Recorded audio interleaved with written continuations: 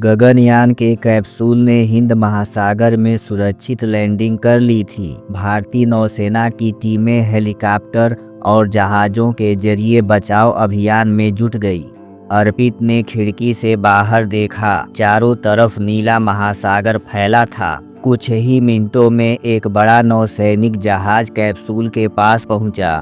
Team Gaganyaan, क्या आप सब सुरक्षित हैं? रेडियो पर आवाज आई। हाँ, हम सब सुरक्षित हैं, अर्पित ने जवाब दिया। दरवाजा खुला और नौसैनिक अधिकारियों ने एक एक कर अंतरिक्ष यात्रियों को बाहर निकाला।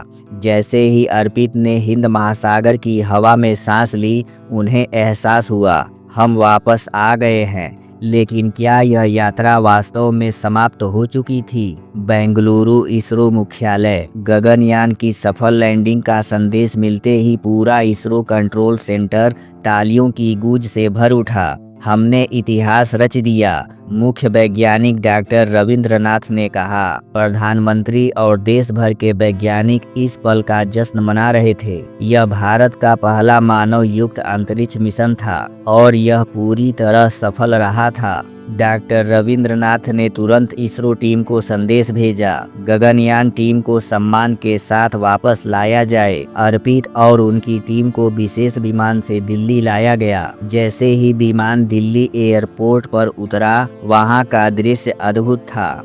हजारों लोग तिरंगे झंडे लहरा रहे थे। बच्चे, बुजुर्ग, युवा, हर कोई भारत माता की जय के नारे लगा रहा था। मीडिया और समाचार चैनल इस पल को लाइव प्रसारित कर रहे थे।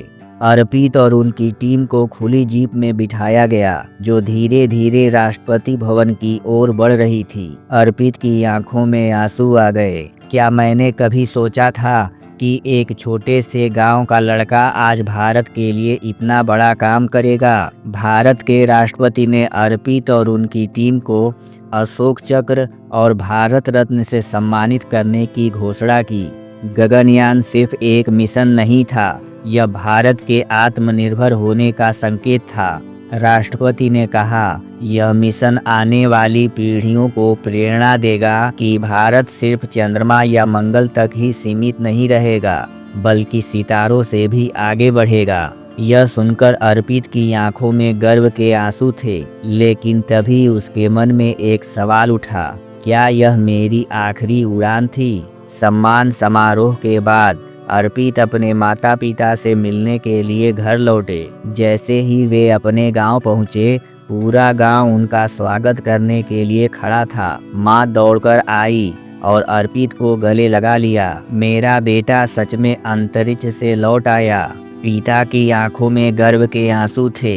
बेटा, तुमने हमारे सपनों को पूरा कर दिया। बचपन के दोस्त, शिक्षक और गांव के लोग सब उन्हें देखने आए थे। अर्पित को एहसास हुआ, यह असली सफलता थी। इसरो मुख्यालय में एक विशेष बैठक बुलाई गई। गगनयान की सफलता ने हमें अंतरिक्ष में और आगे बढ़ने का आत्मविश्वास दिया है, इसरो प्रमुख ने कहा।